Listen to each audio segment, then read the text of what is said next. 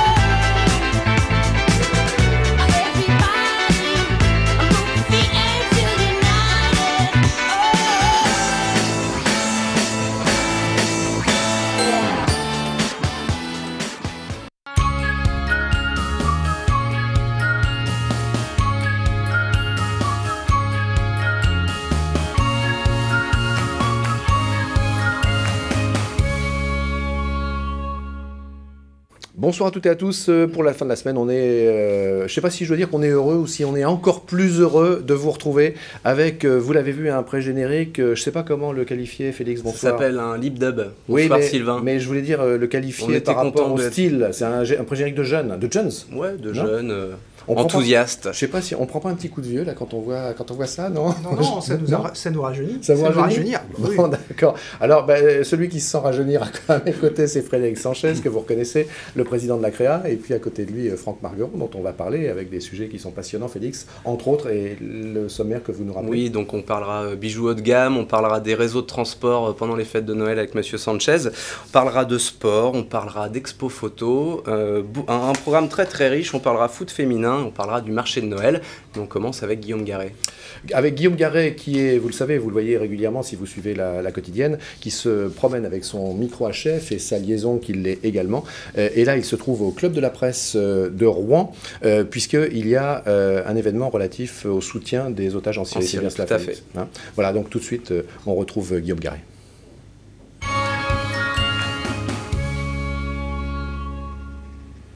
Normandie, eh bien... Oui, donc ce soir, en effet, au Club de la Presse de Haute-Normandie, il y a une manifestation de soutien en l'honneur des otages qui sont retenus en Syrie. 4 journalistes français sont retenus contre leur gré actuellement en Syrie depuis 6 mois. Donc aujourd'hui, j'ai avec moi Kamel Redouani, qui est grand reporter, qui a également été retenu contre son gré. Ce genre de soirée de soutien, c'est important pour les otages. Ils peuvent entendre nos voix. Exactement, parce que ce qui est important, ce qu'on ne sait pas, c'est qu'il y a toujours une télé, une radio qui traîne au fait quelque part quand on est à l'autre bout du monde. On peut imaginer qu'ils peuvent voir, entendre leur nom et savoir qu'au fait qu'on les a pas oubliés, qu'on est là pour eux et qu'on les soutient. Et c'est de l'espoir pour eux, c'est important. Je pense que c'est important. Comment on vit, vous-même, vous avez vécu 4 jours de captivité en Syrie. Vous pouvez me raconter un peu votre histoire? En fait, ces 4 jours, c'est rien par rapport aux 6 mois que eux vivent aujourd'hui. J'espère qu'ils seront libérés le plus rapidement possible. Mais ce qui est important de savoir, quand on est privé de paroles, finalement, de liens avec sa famille, avec ses amis, avec sa rédaction, avec ses collègues, quand on est privé de mouvement, en fait, on se rend compte que finalement, il n'y a plus que notre imaginaire qui peut fonctionner. On suppose qu'il y a des gens qui pensent à nous, on imagine qu'il y a des soutiens derrière. Moi, j'ai passé que 4 jours, c'est rien, 4 jours dans une vie, c'est-à-dire on m'a rapidement libéré, heureusement. Mais il y a un ami qui est venu pendant le 4e jour, un grand reporter espagnol, qui aujourd'hui, 1 an après, est retourné en Syrie à la même période que moi et qui est retenu aujourd'hui. Donc je pense réellement à lui, il s'appelle Marc. On pense à lui ce soir, ainsi que les 4 otages français. Il y a dans ces 4 otages, 4 journalistes français, un Rouennais, il s'appelle Pierre Torres. Il était venu, il travaille des journalistes indépendants. On pense aussi à lui ce soir, parce que vous êtes également Rouennais, Kamel. Oui, tout à fait. Moi, je pense à tous les journalistes qui sont retenus en Syrie parce qu'ils sont partis pour faire leur travail, pour défendre la liberté d'expression, pour défendre la démocratie, pour défendre notre vision des choses et pour défendre aussi la population locale. En fait, les gens syriens, pas simplement les gens armés ou les gens qui se battent ou non, pour pour parler de ces gens-là, au fait, qui sont délaissés, qui vivent des choses assez incroyables et assez horribles. Donc c'est important que les journalistes soient présents là-bas, c'est important que des grands reporters puissent se déplacer, puissent travailler, puissent rapporter l'information et nous parler des conditions des êtres humains qui vivent à l'autre bout du monde, même s'ils sont loin de chez nous, de nous, même s'ils sont loin de la France, c'est important. Donc, c'est bien de soutenir nos journalistes qui ont fait ce travail-là et qui sont là-bas pour nous. Alors, soyons là pour eux. Voilà. Ce soir, au Club de la Presse de Haute-Normandie, on diffuse un film, un documentaire que vous avez réalisé, notamment en Syrie. Vous pouvez me parler un petit peu de ce documentaire en quelques mots? Il est diffusé tout à l'heure vers 18h30, 18h45 au Club de la Presse de Haute-Normandie. Ben, en fait, j'étais en Syrie, j'étais au Liban, j'étais à Gaza, j'étais en Irak. J'ai essayé simplement de montrer que, au fait, ce qui se passe au Moyen-Orient, c'est une bataille, non seulement une bataille démocratique, une bataille de la population, ça a commencé comme ça, mais aujourd'hui, c'est une bataille entre deux clans, deux branches de l'islam, au fait, que sont les sunnites et les chiites. Donc, c'est important d'avoir un petit peu les clés, au fait, pour comprendre ce qui se passe dans cette région du monde qui est le Moyen-Orient. Écoutez, je vous remercie beaucoup d'avoir répondu à mes questions. Voilà, c'est ce soir au Club de la Presse de Haute-Normandie à partir de 18h30, 18h45 avec le documentaire de Kamel qui sera diffusé. Merci beaucoup Guillaume Garret de ces informations et de nous avoir rappelé que ce sont des choses importantes. Je ne sais pas, on peut peut-être faire réagir nos invités là-dessus. Monsieur le Président de la CREA, c'est à la fois ces questions des otages, c'est à la fois des questions qui nous touchent parce qu'il y a un aspect humain évident et en même temps c'est des problématiques finalement qui sont très très éloignées de notre quotidien. Oui, mais c'est important effectivement que des manifestations de ce type soient organisées. Partout où nos concitoyens sont détenus en otage, c'est un peu de nous-mêmes qui est fait prisonnier. Et donc il faut manifester notre solidarité parce que c'est vrai, ça compte qu'on en parle. On passe, et c'est la règle dans cette émission, d'un sujet difficile à un sujet plus léger. Là, encore une fois, c'est léger par le grammage, mais ça ne l'est pas par l'aventure de Franck Margueron, joaillier, qui, elle, est très belle. Oui, Franck Margueron, qui est joaillier créateur et qui détient la boutique Inédit, rue Jeanne d'Arc à Rouen. Bonsoir Franck, bonsoir. Bienvenue sur notre plateau. J'aimerais pour commencer que vous nous parliez de votre passion. Pour vous, la création d'un bijou, c'est un mode d'expression. Oui, bonsoir. C'est un mode d'expression et c'est surtout une aventure humaine, puisque ce n'est pas, je représente en fait Inédit, mais avec moi j'ai surtout toute une équipe. L'entreprise emploie 11 personnes et je vous l'ai dit tout à l'heure, nous avons eu la chance d'être labellisés entreprise du patrimoine vivant, ce qui nous permet d'avoir une réelle lisibilité dorénavant au niveau national et international et surtout de essayer, autant que faire se peut, de pérenniser les savoir-faire. La joaillerie est... Vous faites tout de A à Z dans oui, votre nous atelier. Faisons tout de A à Z, nous ne sous-traitons absolument rien.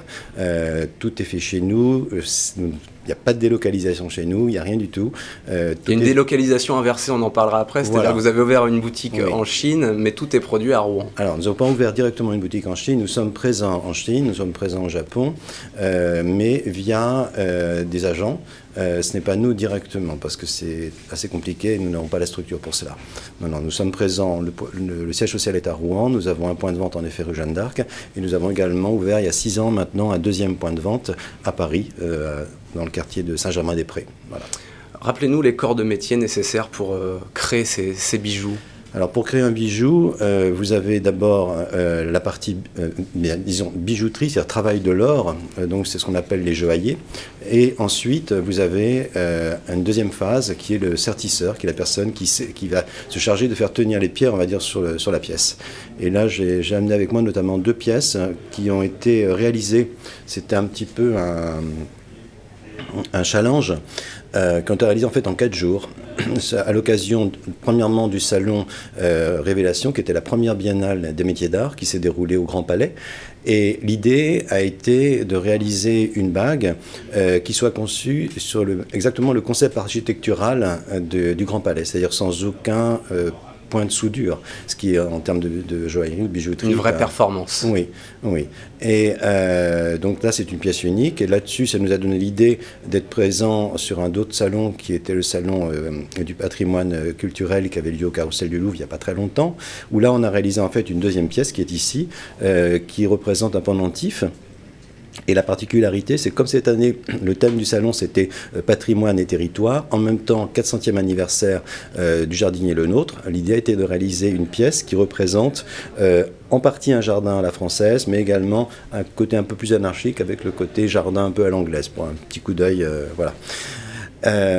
Voilà, et maintenant, étant donné le succès sur ces 2 salons, puisque au Grand Palais, on a quand même reçu sur notre stand 1000 personnes jour, ce qui est quand même très important, et ce qui est fabuleux, c'est de voir, je dirais, l'intérêt multigénérationnel. Ça peut être autant un gamin d'une dizaine d'années qu'un adulte, car nos métiers sont totalement inconnus. Ce qu'on voit, c'est des vitrines, ce qu'on voit, c'est des bijoux, quelquefois qui coûtent très cher, avec un petit côté peut-être un peu, vulgairement parlant, dit un peu bling-bling, mais il y a aussi autre chose. Derrière, il y a tout un artisanat. Voilà. Comme j'ai à côté de moi quelqu'un de la Créa, je dois aussi remercier la région parce que je dirais que j'ai vraiment été très soutenu à la fois par la chambre, notre chambre artisanale de l'artisanat, et également par M. Maillard-Rossignol qui nous a donné un bon petit coup de main, on va dire, pour nous faire connaître. Voilà. Alors vous expliquez, j'ai écouté ça dans une interview, que pour vous, l'intérêt, votre mission première, c'est de faire plaisir aux gens qui ouvrent la porte de votre boutique. Et vous reléguez l'aspect financier au second plan et vous allez essayer de trouver avec les clients le besoin adapté et la création adéquate. Ah, vous savez, en effet, on est présent lorsque les gens poussent notre porte. On fait un métier fabuleux pour ça et on a beaucoup de chance. En général, lorsqu'on vient chez nous, c'est pour marquer un événement important. Et notre spécificité, c'est justement d'arriver à déceler un peu la personnalité de la personne que l'on a en face de nous. Quelquefois, on n'a pas beaucoup de temps, et d'arriver avec un crayon, un papier, un crayon, à essayer de réaliser la pièce. C'est souvent un homme qui vient, donc on doit devenir quelque part sa main qui va permettre de dessiner, et quelque part on l'associe à la création, et l'objet final, c'est un peu lui qui l'aura réalisé. Nous, on ne sera jamais qu'un trait d'union entre sa femme et puis l'objet qu'il aura choisi. Voilà. Le côté financier, après, c'est autre chose. Il y a des créations pour toutes les bourses, justement, où on est vraiment dans le haut de gamme et Non, on est... Vous savez, le haut de gamme, je ne sais pas vraiment ce que ça veut dire. Le principe de base chez nous, c'est d'être le plus vrai possible, c'est-à-dire tant au niveau de la fabrication, comme je vous l'ai dit, pas de sous-traitance, pas de délocalisation, tout est fait en interne. Vous pouvez visiter nos ateliers si vous le voulez, ça vous fait plaisir. Nous formons des jeunes régulièrement. Là, j'en ai un qui finit, j'en ai un autre qui va redémarrer, et derrière, c'est un contrat à durée indéterminée. Non, il n'y a pas de nous fabriquons pour toutes les bourses. Bien évidemment, il y a un taux horaire, on ne peut pas aller en deçà. Il y a des valeurs des matières premières, puisque nous ne travaillons que des métaux précieux, et nos pierres sont que des pierres naturelles. Donc, automatiquement, il y a un ticket d'entrée, on va dire, mais nous ne sommes pas plus chers que d'autres maisons. Voilà. Merci beaucoup, Franck Margueron. Merci beaucoup, et comme on est à l'époque de Noël, eh bien, votre présence sur le plateau inspirera peut-être un certain nombre de nos téléspectateurs à se rapprocher des créations que vous proposez. Vous êtes, on le rappelle, comme on l'a dit, établi principalement rue Jeanne d'Arc à Rouen, et pour aller jusque chez vous, il faut justement pouvoir cheminer, il faut pouvoir circuler. Ça fait donc la transition avec notre prochain thème.